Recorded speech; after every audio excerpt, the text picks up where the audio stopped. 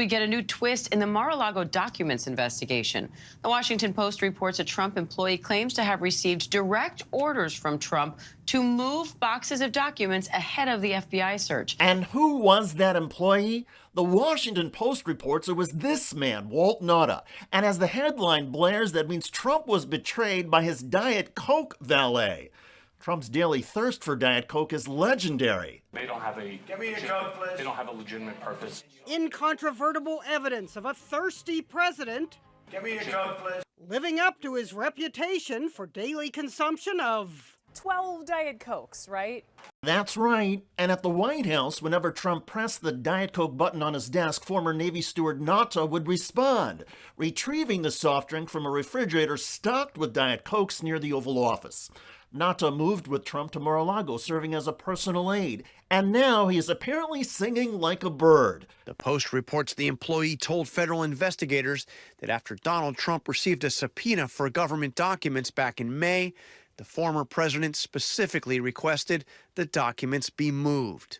According to the Post, security camera footage from Mar-a-Lago obtained by the FBI corroborated the employee's description of events. The Post reports that the employee initially denied handling any sensitive documents.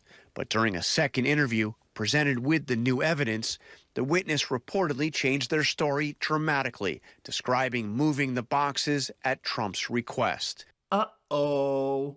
There are now prosecutors and FBI agents within the Justice Department who see sufficient evidence to bring charges against Trump for obstruction of justice while they're investigating the other charges. I don't know much about crack, but it seems like a lot of crack. It seems like a real lot of crack, certainly for one or two people, but probably for a whole large group of people. But I know what you're thinking. No, I'm not going to say that Donald Trump Jr. is on crack. That stuff is cheap. He would prefer cocaine. No, that's not right. And no need to make fun of anyone's appearance. We don't know what someone is going through. Now, usually, I would prepare and provide insight on what Donnie was referring to and why he would be talking about crack in the first place. But then it occurred to me that Don Jr. has said something like this before. there are consequences to being on our side, right?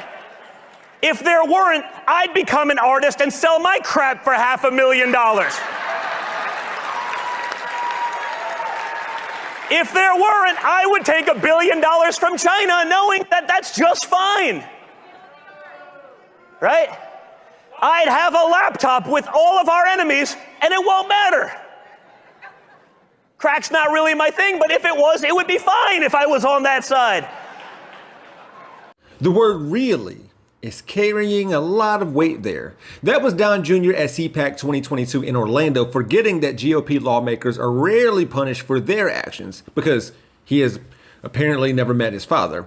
Obvious Tiffany Trump joke misappropriated by me to Donnie. Sorry. Anyways, Donnie told the attendees at CPAC back in February, quote, "There are consequences to being on our side, right?" And of course, he set aside one for Hunter Biden and his laptop before claiming that it would all be fine if I was on that side, talking about the Democrats. This is clear victimhood, sure, but why would he do awful stuff for the sake of a lot of money if there were no consequences? It's very telling that his brain went there, especially since his last name is Trump.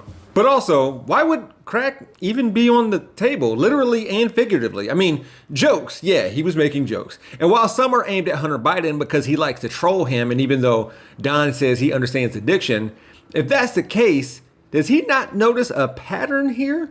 I don't know what this means ultimately. Maybe I need to assess what I frequently make fun of, white people, but Donald Trump Jr. brings up crack a lot. Certainly for one or two people, but probably for a whole group of people.